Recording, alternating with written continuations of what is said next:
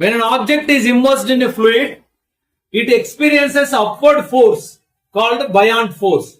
This property is called buoyancy or upward thrust.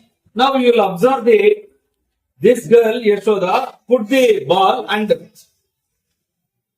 press the ball into the water. లోపలికి వచ్చేసి బాగా ఇంకా గట్టిగా ఇప్పుడు వదిలేసే. ఈ ప్రయోగంలో నీటితో నిండిన బకెట్లో బంతిని లోపలికి నెట్టినట్లయితే మరింత లోతుగా నెట్టడం అనేది కష్టం అనిపిస్తుంది. కారణం ఊర్ధ్వ దిశలో బంతిపై బలం ప్రయోగించబడిందని కనుక్కోవచ్చు. దీన్నే బయాన్సీ అంటే బంతి నీటిలో నుంచి బయటికి ఫోర్స్గా రావడమే ఉత్ప్లవనం.